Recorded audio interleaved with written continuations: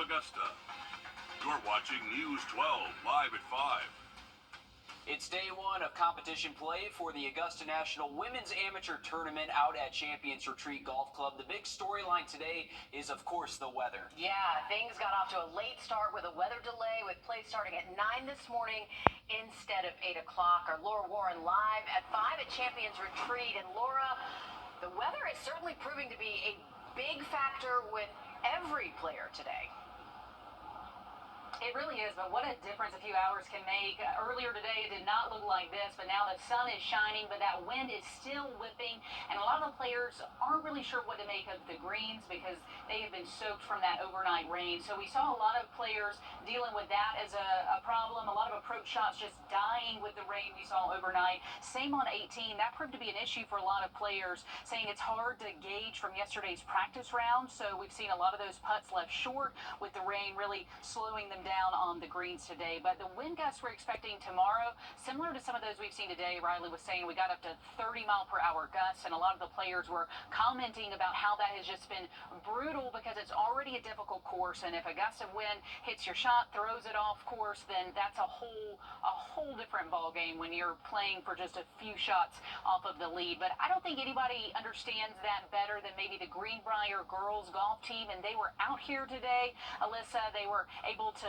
see these women play golf. Yeah, I've never seen smiles just so big and picking up some of those shots that they even shoot themselves when they play here in practice. And, you know, they are amateur champions out here, and these are our state champions, so it's nice to see them meet in the middle. Greenbrier picked up its first state championship this past season in May. And today, the Augusta National Chairman Fred Ridley and even Anna Davis, Jensen Castle stopped by and spoke with the girls. They congratulated them. Ridley even said, "I hope to see you out here one day too." This being their home course, they're starting to see the possibilities in more ways than one. Some of these girls I've actually played with in some tournaments, and to see how they've got here, and it kind of gives me that like extra push to like, I can also be up here too. It gives me that confidence that I can do the same thing too. To see what they can do, their skill, and it's also exciting to see we've played out here before, and then they're also playing the same courses we played. Well, it's certainly a big day for the Greenbrier girls golf team, and even bigger day tomorrow for the girls out here. And Alyssa, Augusta National's whole point of holding this was to grow the game of golf. What better way to grow it than have a local team whose home course is right there, see these girls, and can actually then see themselves on the course. What an amazing opportunity. Yeah. And you spoke with a lot of those players out there, Alyssa. What else did they have to say about the course and how it played today, or how it looked like it played to them, and then seeing some of these other players out there?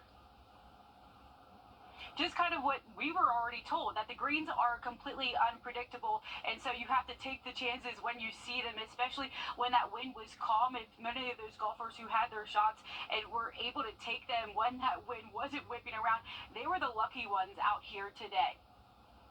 Yeah, certainly, and also a lot of low scores too, because the greens, they were slow because of the rain this morning. So weather a factor either on the ground and in the air with the wind today. A lot of those players holding on to their hats today as they're trying to finish their rounds. Thanks, Alyssa, for the update from Champions Retreat Golf Club. As we switch gears to weather, now we're taking a live look. All right, sounds good. Thanks, Riley. Developing this evening, new details in the case of a shooting at Diamond Lakes Park that happened Monday afternoon. Richmond County deputies say that they were called there at around 2 p.m. for a person who had been shot. Our Hallie Turner live at 5 in our newsroom for us. And Hallie, you got your hands on the incident report today. Walk us through what it says. Well, actually, Meredith, there are two reports from Monday, maybe within just hours of each other. The first call came in at about 2:21 about a gunshot wound. The report says a 24-year-old witness told police while she was exercising, she heard what sounded like 4 gunshots. And as she looked in the direction of those shots, they saw a crowd of males running with firearms in their hands, and one male was on the ground. The report also says a 17-year-old male was shot in the right leg. It also says an off-duty sergeant showed up and was helping EMS with the victim before other deputies could arrive. The deputy says while he didn't see the shooting happen, he did see vehicles leave the scene at high speed. Now, that second call came in about 5 hours later, around 7:50 Monday night. And coming up all new tonight on News 12 at 6 o'clock, we will have more as to what one mother told police. A lot of questions about this. Thanks for staying on top of this, Sally. Well, an antiquated law in South Carolina leads to an 18-year-old being arrested in North Charleston, and it's all over a face mask. Now, Jabari Coleman says that he was arrested in February after he encountered police breaking up a fight. The incident report states that Coleman yelled profanities at officers and refused orders, but Coleman says officers targeted him for wearing a mask. I was just confused. I was so confused. Everybody that was at the jail was confused because I didn't even know it was a law. Nobody knew it was a law, for real. The incident report states that Coleman was wearing a mask similar to that of a ski mask, attempting to hide his identity, but Coleman says his mask did not conceal his identity at all, but instead hide scars on his face and neck. South Carolina was among 18 states that adopted similar laws between the 1920s and 1950s to prevent the Ku Klux Klan members from disguising themselves. Now, the current law states no person over the age of 16 may be in public while wearing a mask or other device which conceals their identity. While a preliminary hearing is pending, Coleman says his dreams of joining the U.S. Marine Corps are now on hold. And you saw that mask there in the video. The Augusta National Women's Amateur is now in its 5th year. Its addition means there are now 2 weeks of golf, and of course more attention for Columbia County, where Champions Retreat is located. And as Taylor Martin shows us, local businesses are benefiting too. From pre-golf coffee to lunch and dinner, people coming through Columbia County for the next 2 weeks of golf can only mean one thing: more money and more customers for these businesses. As the ladies tee up at Champions Retreat, business is amping up in Columbia County. Blows us away, really. It's exciting for everybody. It's exciting for the employees because we get so much business, and so they're making a lot. They're making more money. But we also get to meet a lot of new people. Just minutes away from the course, dessert shop Vampire Penguin is heading into their 3rd year, welcoming new customers in town for all the golf fun. There has been an increase in business. As you see, customers are coming in now. We get a huge influx of customers from out of state, different areas and things like that. And we enjoy meeting new customers and introducing them to our desserts. After being in town for 6 years, managers over at Ironwood Tavern say they learn each year how to prepare a little better. Order heavy. We order a lot on extra food, extra wine, some of the things that the people be looking for. Can't forget your morning pick-me-up before the course. It's when Wrdw Coffee House says they see most of their golf crowd. Usually it's people coming in, grabbing something to drink or something to eat before they go into the course. A good time for businesses and patrons, too. Reporting in Columbia County, Taylor Martin on your side. Thanks, Taylor. Making sure students don't go hungry during school breaks. Just ahead, how South Carolina families are calling for change. Riley? And it's been a windy into our Wednesday and going to stay pretty windy heading into our Thursday. We'll have that full forecast coming up. Time and Temp, brought to you by your First Alert weather team. Monday, right now we're looking rain-free for that, but there could be a few clouds that do show up, so we're hoping we have enough breaks in the clouds to see that by Monday. Later into the week, we do start to see the 80s again by next Wednesday, and not much rain this 7-day forecast. Thanks, Riley. Spring break might make you think of the beach, vacation, and doing something fun, but one group of students spent their time off at a much different location. Our South Carolina State reporter Mary Green has the details. The South Carolina State House doesn't exactly scream spring break destination, but a handful of students were here Wednesday to get some face time with lawmakers on an issue they say they see affecting their peers every day: hunger. I see lots of it. Over the years, it's increased over time. It wasn't a problem back when I was in kindergarten and that stuff, but it's gotten worse.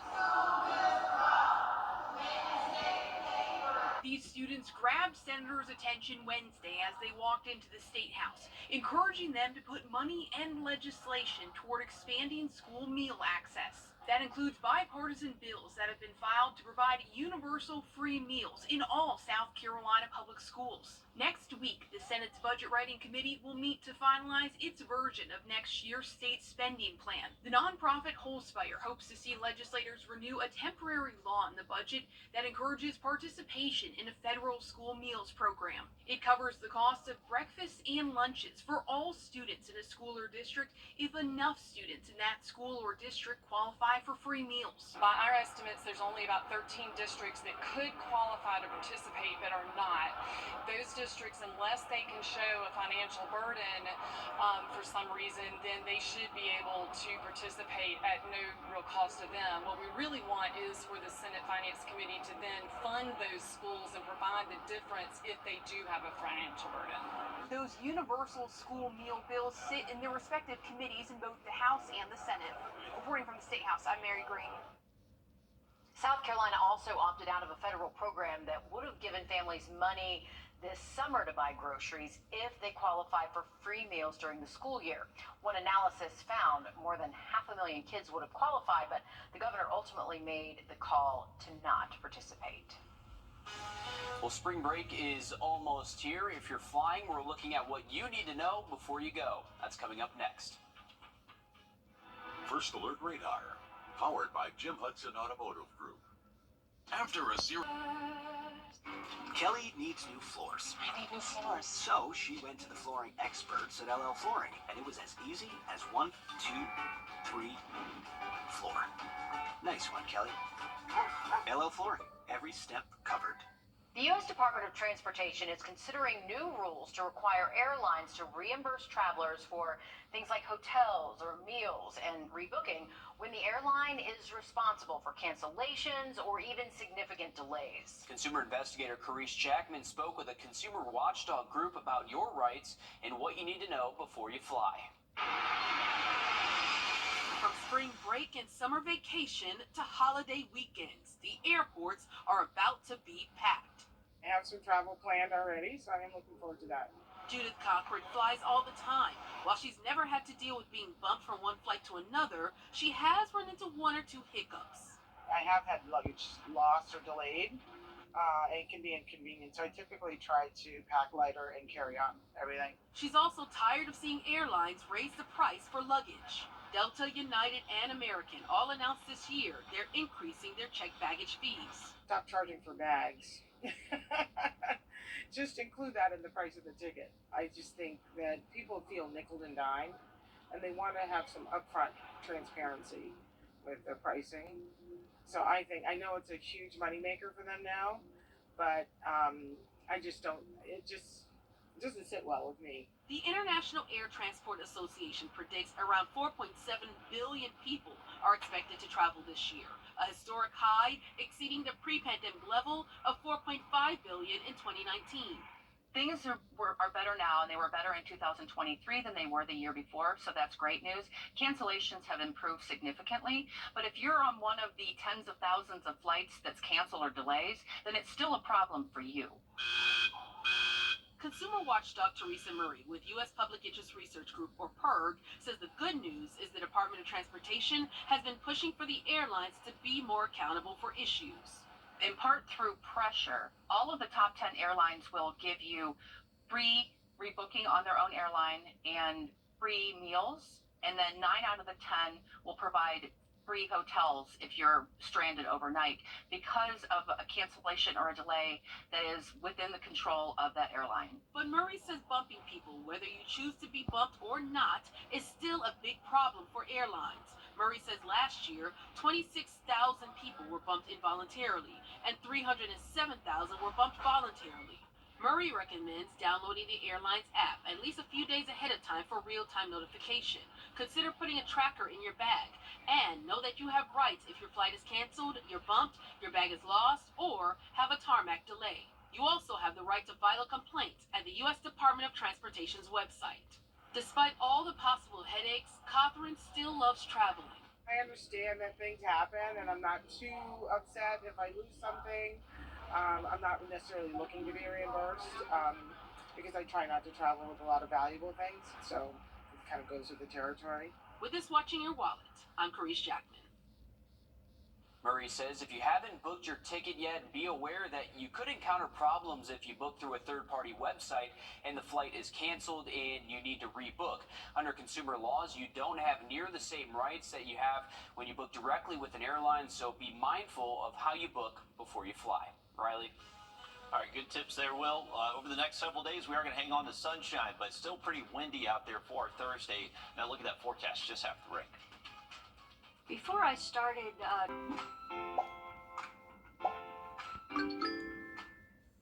Trust Chief Meteorologist Riley Hale for your first alert. You're watching News 12 live at 5. Continues. It is cooler and windy today after some strong storms rolled through our area last night. What you can expect for the rest of the week in just a couple of minutes. But first, a Grovetown house fire developing into a double homicide investigation. Authorities say a fire on Newmantown Road Monday morning took a turn when they found the bodies of a mother and a young child with knife wounds still inside the house. Now, 32-year-old Donald Beck faces murder and arson charges. Our Sydney Hood is live at 5 in our newsroom. And Sydney, you sat down with Chief Kitchens. Walk us through what he had to say today. The chief was actually off that day and got 3 phone calls before actually getting to the scene. The first was about the fire itself. The second was about 2 people being dead inside the house. And then the third call was about the possibility of foul play being involved. The chief says Denise Boswell and her 6-year-old son were discovered while the fire department was doing their second sweep inside the house. Both were on the couch and both had been stabbed. The chief says because of the child's disabilities, he spent most of his time on the couch. You're looking at a 6-year-old child. One of 2 things happened. Either the mother had to witness the child being killed or the child had to witness the mother being killed. We may never get what the true motive was. Chief Kitchens says they are still early in this investigation. They still have to meet with the DA's office and the state fire marshal's office. And as we'll show you all new on News 12 at 6 o'clock, more charges could be coming for Beck. Thanks for that, Sydney. Again, just heartbreaking. A 6-year-old and his mother both killed that day. Just a tragic story for law enforcement having to now handle this investigation. And of course, our thoughts and prayers go out to the family impacted by the situation. Sydney, thank you for that update.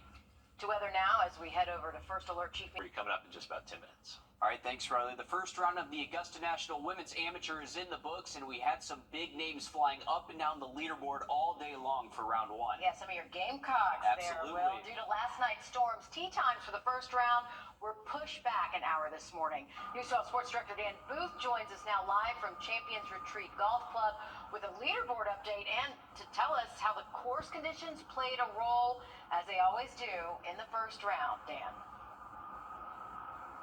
Meredith and Will, as you can see by my hair right now, this is a great example of how both players and patrons were doing everything that they could to be able to hold on to their hats earlier today and just continue to play the best rounds that they could to get things rolling. Now, when it comes to the course conditions themselves, the combination of the greens being a little softer and playing slower gave the players the opportunity to really take advantage of these conditions while firing at the flags and trying to get those putts in on the green. Now, one of the players who did everything that she could today to be able to make the most of these opportunities is South Carolina's Hannah Darling. The Gamecock stands alone atop the leaderboard after shooting a 6-under 66.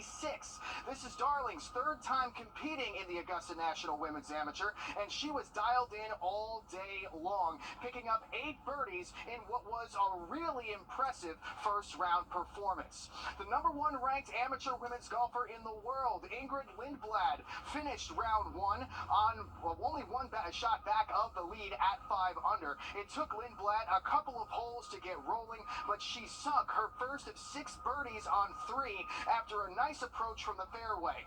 The world's number 1, this is her 4th time playing in this tournament, and she'll be one to watch the rest of the way. Now, when it comes to past champions, the 2022 champion Anna Davis wasted no time getting her day off to a great start. This approach shot on the 10th fairway is a work of art, landing right next to the pin, setting the stage for an easy birdie putt. Davis stayed consistent throughout the whole day and has ended up sitting at 2 under after the first round, hoping to become the first multiple-time champion. Now, shifting gears to the pros, we've got some big news coming out of the PGA Tour today. Justin Thomas and caddy Jim Bones McKay are splitting ways. The announcement today coming on social media. Bones was on the bag for Thomas's 2022 PGA Championship win and for all 3 of Phil Mickelson's Masters victories. Now, as you can tell, we've got a big couple of weeks ahead of us, and we're looking forward to our continuing coverage of the Augusta National Women's Amateur, in addition to all those tee times going off tomorrow at 8 a.m. And we are all ready for round 2. And going back to Hannah Darling and her 8 birdies today, that ties a single round birdie count for the first round of the Augusta National Women's Amateur. And if she birdied on 18 today, she would have had tied the single record, or the single round record there for the lowest round in the Augusta National Women's Amateur. So she's putting together a heck of a first round there today, and hopefully she can continue that as the Gamecocks move into the second round tomorrow. She is, and we can claim her kind of as a local competitor. She, of course, goes to your alma mater, USC, but also, too, Mirabelle Ting. She did her freshman year at AU and played golf here locally. So we do have somewhat of local connections to watch here at the Women's Am. Always a fun time. Breaking news live at 5. The Richmond County Sheriff's Office is looking for a suspect in a deadly shooting from Monday. They say 19-year-old Mikkel Jones was shot near Dogwood Terrace just after midnight. Well, now deputies say 27-year-old Dominique Beal is wanted for murder. Take a good look. He is known to frequent the Spiderweb neighborhood in Beach Island and the Dog Terrace subdivision in Augusta. Additionally, this man, 27-year-old Denzel Shaw, is wanted for questioning in relation to the shooting. If you know anything about where Shaw or Jones could be, call the Richmond County Sheriff's Office. All right, listen up, all you coffee lovers. The ever-popular Wrdw Coffee House now has a 3rd location. It's in Martinez. Wrdw Westlake is now open to the public and serving up all the same yummy food and coffee as their other 2 locations in Riverwood Plantation and Evanstown Center. According to their Facebook page, Wrdw also plans to bring back their Taste of Augusta boxed lunches, pimento cheese sandwiches, of course, next week. Today, Piedmont Augusta held a flag ceremony to honor and celebrate the hundreds of thousands of organ donors.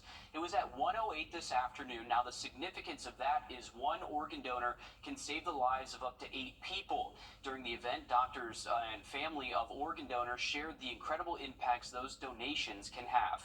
Last year, LifeLink of Georgia received over 9,100 organ referrals in 1 year. That's a lot of referrals to go and talk to people and reach out to people. Currently, there are more than 104,000 people in our country in need of an organ donation. More than 3,000 of those are right here in Georgia. April is also Donate Life Month, where hospitals and communities participate in outreach to both celebrate organ donors and encourage anyone who is interested to register to become one. Tomorrow, South Carolina Senator Lindsey Graham will make a stop in Aiken. He will be at the City Municipal Building at 10:15 to discuss funding he secured for Aiken and the surrounding region in the fiscal year 2024 spending package. News 12 will be there and we'll let you know what he says. If you need help paying to keep your home cool this summer, now is the time to get your application ready. Our State House reporter Abby Casoris details what you'll need to qualify for hundreds of dollars towards your summer bills. I keep my thermostat at 68, just to balance out that monthly bill. Linda Bell says her electric bill keeps going up, and in retirement, Social Security checks can only cover so much. You go without turning on your air. She's applying to the Cooling Assistance Program, which can pay up to $500 of your electric bill. The average Georgian pays roughly $2,700 to heat and cool their home every year.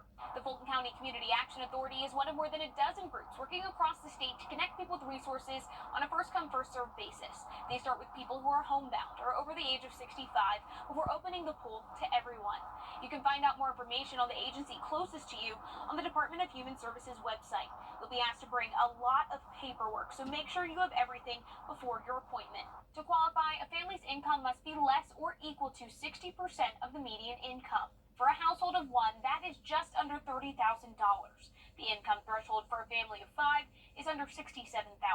In the summertime, because in Georgia it gets extremely hot down here. The heat is a safety concern. The National Weather Service reports in 2022, 2 Georgians died because of heat while at their home. Turning on your air, relying on a fan, and how much air are you going to get from a fan? So programs like this really help. The second round of applications that are open to everyone starts in May. You can apply until the end of July or whenever the money runs out. In Atlanta, I'm Abby Casores. Thanks, Abby. A tiny home community could be on its way to Augusta, but just after the break, we'll take a look at the pushback this project is receiving. Riley? Finally bringing back some sunshine across the area, but it is going to stay windy over the next couple of days. We'll have that forecast next. Time and Temp, brought to you by your First Alert weather team. Roof savers. Save your roof, save your money. Your safety. This week we should see the 80s again by next Wednesday. All right, thanks, Riley. Augusta's first step to a future of affordable housing in tiny homes is making progress. A zoning request for a foster home transition community for young adults 18 to 25 was approved Monday during Augusta's Planning Commission. Our Craig Allison has more. This modest 3-acre park here off of Mary Street could be the future of Augusta's first tiny home community, providing affordable housing. And while its intentions are pure to help foster kids transition into adulthood, neighbors here have mixed feelings about adding a whole nother neighborhood to this park that they've known. The need for foster care itself is only growing since COVID. Before the pandemic, experts say 15,000 kids in Georgia were in need for a home or family. It's now at 20,000, and once they turn 18, there's almost no resources to help transition. It is pretty much non-existent. There's just not a lot out there. I am so excited that there is a alternative for children that are being placed out of foster care or being aged out of foster care. But while the intention is there for a neighborhood that could provide 25 tiny homes in this spot, neighbors who already live here are split. It's nice. I think it's a very nice idea. Yeah, they need a home to live in. I'm just thankful for the kids to have somewhere to stay. Respect the fact that this is a community park. The view from my home is worth $1 million to me. See, because it's about a view. It's about an experience in a neighborhood. A petition against the zoning request for the tiny homes has even been organized by Michael Thurman. He lives nearby and rents out a number of homes around the park and has more than 30 signatures. They need help, but this neighborhood deserves their park, and they don't need to lose it. You don't have to do one in spite of the other. Now, whether you're in support or not, this item comes before the full Augusta Commission on April 16th after Masters Week. Another chance to weigh your thoughts in before this zoning request gets approved. In Augusta, Craig Allison, on your side. Nothing is harder than remembering good, strong, unique passwords for all of your accounts. I'm Jamie Tugger, coming up a simple way to do all of that using Bruce Springsteen and Jimmy Buffett. First Alert Radar, powered by Jim Hudson Automotive Group. An important message. Call 888-8-SPARKY. Recent leaks at AT&T and Roku have put millions of customers' information in danger of being stolen by cybercriminals.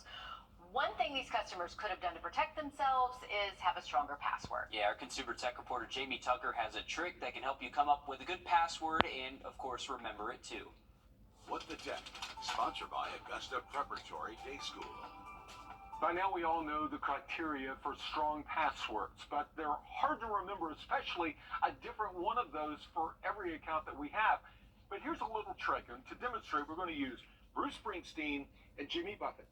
Pick two of your favorite songs or movies. In this example, I'll use Darkness on the Edge of Town and Changes in Latitudes, Changes in Attitudes.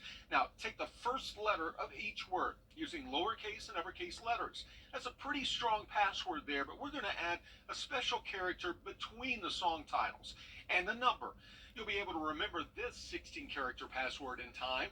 But since we shouldn't use the same password for every account, here's the trick. Add the first letter of the account to the beginning and the last letter to the end. So for Facebook, we'll add a capital F and a lowercase k. For Google, it'll be G and E. Use this recipe for bank accounts and other accounts. After a bit, entering and remembering these unique passwords will come second nature. Then if one of those passwords is compromised, the bad guys will only have access to that password, which you can change by changing the number or the special character in the middle. It does work, and all you have to do is remember your 2 favorite songs or your 2 favorite movies. That's What the Tech. I'm Jamie Tucker. And we will also have these instructions on our website for you, wrdw.com. Well, we are expecting nice weather to stick around the next couple of days, but it is going to stay windy for tomorrow. I'm going to full look at this 7-day forecast just after the break. Cracks in your brick, crack 12 New Savannah Road in Augusta. Trust Chief Meteorologist Riley Hale for your first alert.